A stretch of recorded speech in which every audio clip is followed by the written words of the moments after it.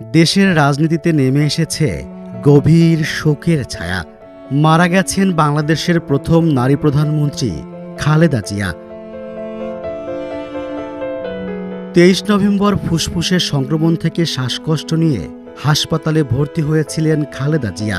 এরপর দেখা দেয় নিউমোনিয়া। এর সঙ্গে ছিল কিডনি, লিভার, আর্থাইটিস ও ডায়াবেটিসের পুরনো সমস্যা। চিকিৎসকেরা সর্বোচ্চ চেষ্টা করলেও একটি রোগের চিকিৎসা করতে গেলে আরেকটির ওপর বিরূপ প্রভাব পড়তে থাকে। শেষ পর্যন্ত তাকে আর বাঁচানো যায়নি। রাজনীতিতে খালেদা জিয়ার অবদান অমূল্য। সংকটে নেতৃত্ব দেয়া, দেশের অগ্রগতির জন্য অবিরাম পরিশ্রম এবং সাধারণ মানুষের প্রতি সহমর্মিতার জন্য তিনি স্মরণীয় হয়ে থাকবেন। জুলাই গণঅভ্যুত্থানে ক্ষমতাচ্যুত আওয়ামী লীগ সরকার আমলে 2 মামলায় খালেদা জিয়াকে কারাদণ্ড দেওয়া হয়েছিল।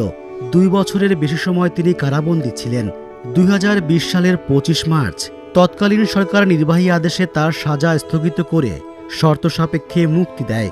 এরপর 6 মাস পর পর আবেদনের পরিপ্রেক্ষিতে তার সাজা স্থগিত করে মুক্তির মেয়াদ বাড়াচ্ছিল সরকার, যদিও চিকিৎসার জন্য তাকে বিদেশ যেতে দেয়া হয়নি। গণঅভ্যুত্থানে আওয়ামী লীগ সরকার পতনের পর খালেদা জিয়া মুক্তি পান। গত 8 জানুয়ারি চিকিৎসার জন্য যুক্তরাজ্যে যান তিনি। 4 মাস পর 6 মে দেশে ফেরেন।